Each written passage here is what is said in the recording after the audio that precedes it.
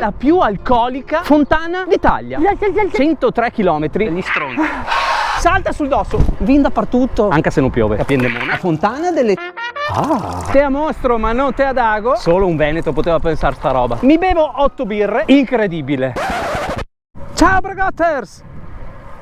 È da tanto che non lo dicevo. Ed è da tanto che non... Ed è da tanto che non facevo un intro in bici direttamente. Ebbene sì, oggi ho deciso di ritornare alle origini e di riportarvi un video sulla bellezza del Veneto. A me region, la più bella regione del mondo, ciao.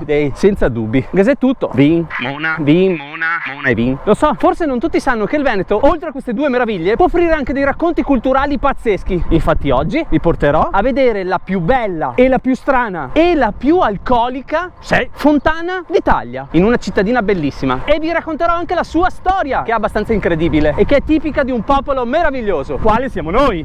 Infatti ha a che fare con l'alcol. Mi fa piacere. Ma per vedere tutto questo, aspetta che giro, dovete guardare il video fino alla fine. Vi starete chiedendo, magari no, cosa c'entra una fontana con Bragotto?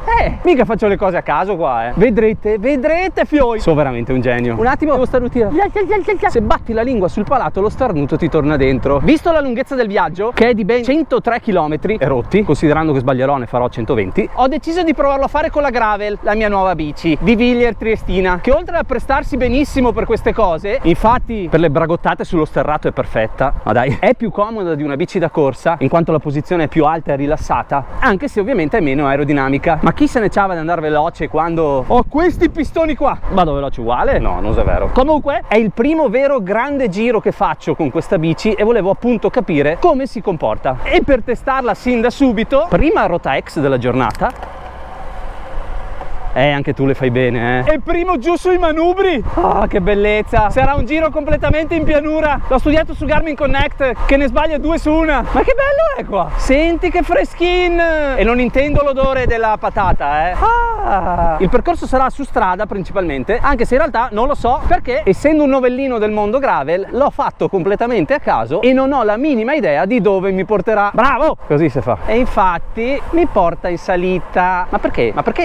Buttiamo su tutto il cambio disponibile, facciamo passare gli stronzi, i carabinieri, e si inizia subito a vedere Madonna in una salita all'8-10% che conosco bene e che mi porterà alla cittadina natia, Asolo. Sì, sono nato là. L'unica cosa che so di questo piccolo giro è che dovrò arrivare in una delle città più belle del Veneto, secondo me, ovviamente dopo Bassano, che ora vi svelerò con un rebus. Per farlo però ho bisogno di pianura. Su in piedi sui pedali, Roby. Sta sentà, che si allunga. Sta sentà. O per dirlo alla Tarantino, avete capito? Vabbè, non è difficile. Treviso! Ma intanto, benvenuti ad Asolo, in uno dei borghi più belli d'Italia. Sono nato lì. Guardate che meraviglia di cittadina. Piccola, ma bellissima.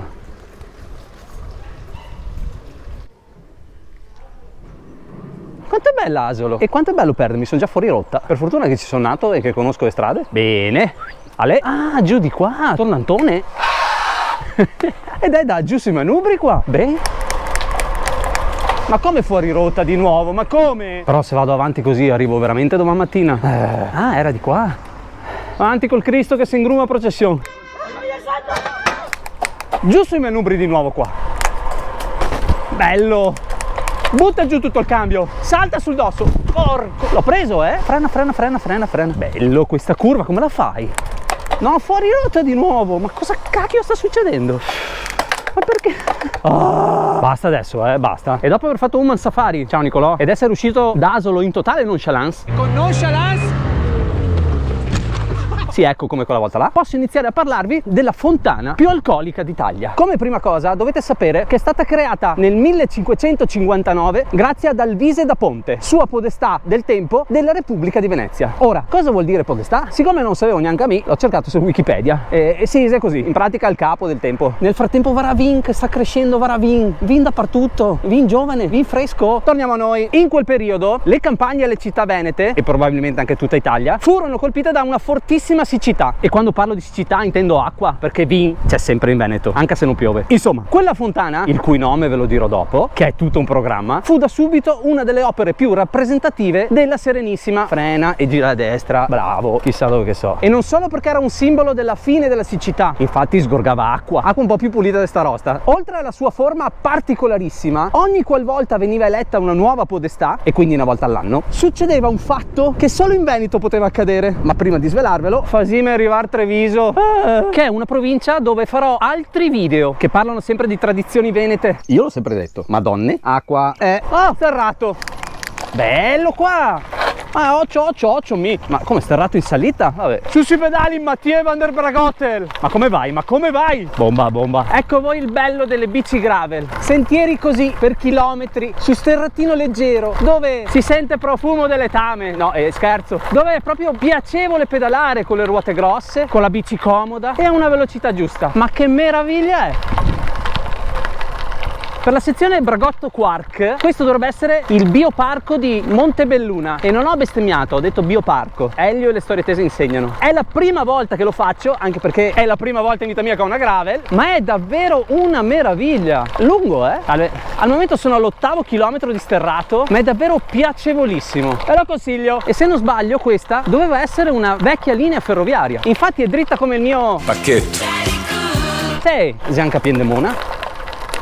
Ben, che ciapette, finita, molto molto bella. Ma eccoci ragazzi, con una scioltezza assoluta. Benvenuti nella città di Treviso. Ed ora torniamo alla storia della fontana. Prima di tutto devo arrivare in centro però, in quanto la fontana che vi mostrerò si trova esattamente al Calle della Podestà, in pieno centro città. Ma ora, dopo farvi vedere alcuni degli scorci più belli di Treviso, tipo, sì, non è Chioggia,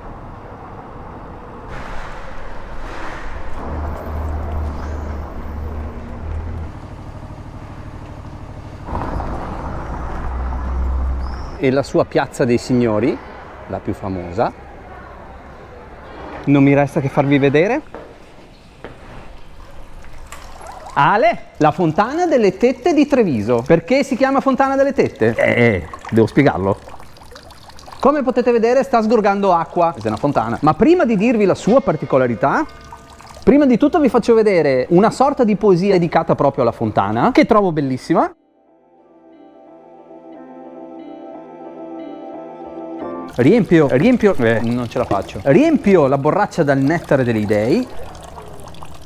Devoradore. È da tanto che non bevevo, succhiavo del liquido da una tetta. Da quando sono nato magari.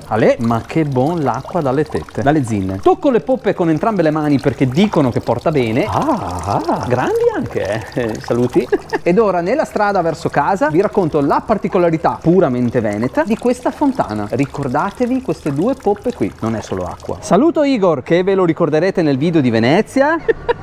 Ovunque proteggimi, che almeno te le godi fino a casa. Abbiamo anche lo spritz da viaggio. Calamite da frigo più belle del mondo. Se volete delle informazioni le trovate qui. Grazie Igor. Ciao signori, alla prossima. Qualcosa mi dice che ci vediamo presto. No, non ti voglio più vedere. Tornando alle poppe, in pratica il buon Alvise da Ponte, cognome tipicamente veneto, se tutto va bene sembra anche Vicentin, cosa decise di fare per tutti gli abitanti dopo la fine del periodo della siccità? Ebbene sì, solo un veneto poteva pensare sta roba. Dalle tette della fontana, scusate, dalle zinne della fontana, per 3 giorni consecutivi, qua ho sterrato occhio con una mano, non uno, non due, ma ben 3 giorni, 72 ore, io non oso immaginare cosa potrei fare io in 72 ore con una fontana del genere davanti. Dalle zinne, dalle poppe, usciva del vino, gratuito, vino bianco da una parte e vino rosso dall'altra, 72 ore di vin, gratis per tutta la popolazione. Questa tradizione si ripeté ogni autunno alla proclamazione di una nuova podestà. Questo perché? Perché i veneti erano talmente contenti di questa nuova usanza che, diciamolo, sarebbero insorti se gli avessero tolto il vino gratis per 3 giorni una volta all'anno. Pensa che razzia di sbronzi e che scorte potevi fare. Incredibile. Per 3 giorni potevi bere vino dalle zinne. Esiste qualcosa di meglio al mondo? Sì, lo so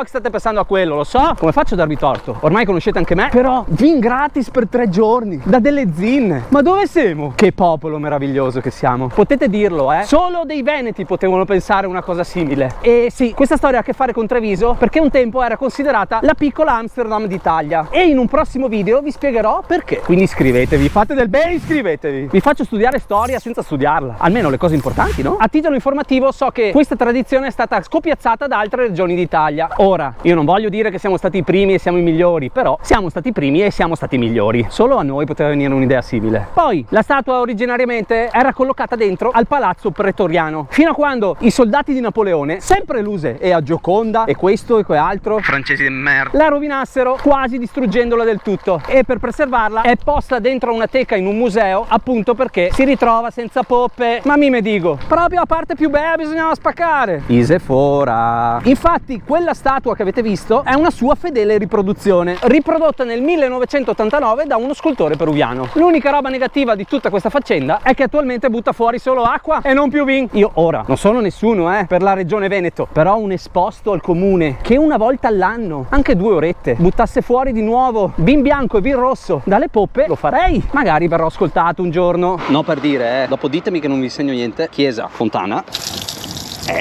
poca di acqua ogni tanto. Quello che non sapete è che prima ho bevuto, oltre ad aver bevuto 4 prosecchi con Igor e dei suoi amici, mai una figa, ma che non ho filmato perché non volevo che questo canale fosse troppo alcolico. Questa è una bella battuta. Ebbene, in questa borsa qui mi sono portato via il drone. Peccato che me ne sono totalmente dimenticato. Che poi non mi credete, c'era un drone qua dentro. Io volevo farvi vedere delle riprese aeree di Treviso e dintorni, ma a una testa, fioi. Ma è stata anche una prova per capire quante cose mi stanno nelle borse della Gravel, perché prossimamente ho in testa viaggi ben più lunghi e complessi di questo. Sta Gravel che mi porta nelle ciclabili mi piace sempre di più. Vabbè, mi fa perdere 3 volte sì, una no, però quanto è bello. Ma ora, dopo aver attraversato una rota ex di Vede Lago, dove te a mostro ma non te ad ago, un classico delle trevigiane, e dopo avervi mostrato un pezzetto di Castelfranco piccolino,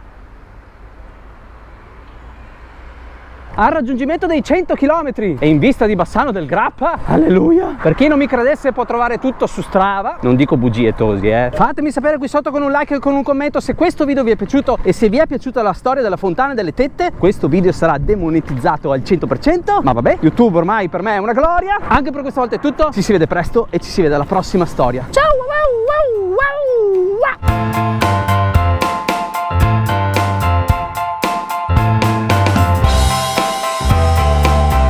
Programma di stasera: mi bevo 8 birre, vado a vedere The Conjuring 3 e mi pisso addosso. Ma quanti di voi guardano i video fino a qua? Boh.